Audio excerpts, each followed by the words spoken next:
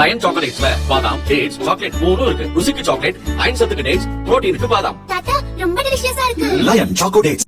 ஜார்க்கண்டில் முதல்வர் ஹேமந்த் சோரன் தலைமையில் ஜார்க்கண்ட் முக்தி மோர்ச்சா காங்கிரஸ் கூட்டணி ஆட்சி நடக்கிறது. அங்கு மாநில அரசு பணியாளர் தேர்வாணையம் நடத்திய தேர்வுகளில் முறைகேடு நடந்ததாக குற்றச்சாட்டு எழுந்தது. வினாத்தாள்களை பணத்திற்கு விற்று விடைகளை மனப்பாடம் செய்ய வைக்கும் வரை கும்பல்கள் உதவியது விசாரணையில் தெரியவந்தது. சிவில் சர்வீஸ் தேர்வில் மிக குறைந்த கேள்விகளுக்கு பதிலளித்த வெளிமாநில விண்ணப்பதாரர்கள் சிலர் தேர்ச்சி பெற்றதாக OMR தாள்கள் சமூக வலைதளங்களில் வெளியாகி பெரும் அதிர்ச்சியை ஏற்படுத்தின.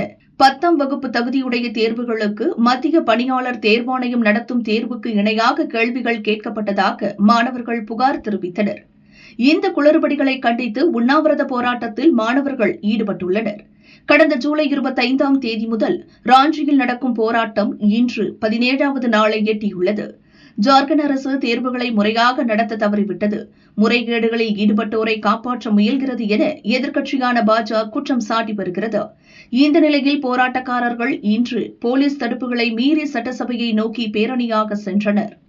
தேர்வு முறைகேடுகள் குறித்து CBI விசாரணை நடத்த கோரி பாஜக எதிர்க்கட்சித் தலைவர் பாபுலால் மராண்டி தலைமையில் பாஜகவினர் முதல்வர் ஹேமந்த் சோரன் வீட்டை முற்றுகையிட முயன்றனர். அவர்களை தடுத்த போலீசார் கூண்டோடு கைது செய்து வேனில் ஏற்றி சென்றனர். ஏற்கனவே தேர்வு முறைகேடு விவகாரத்தில் மாநில CID போலீசார் விசாரணை நடத்தி வருகின்றனர்.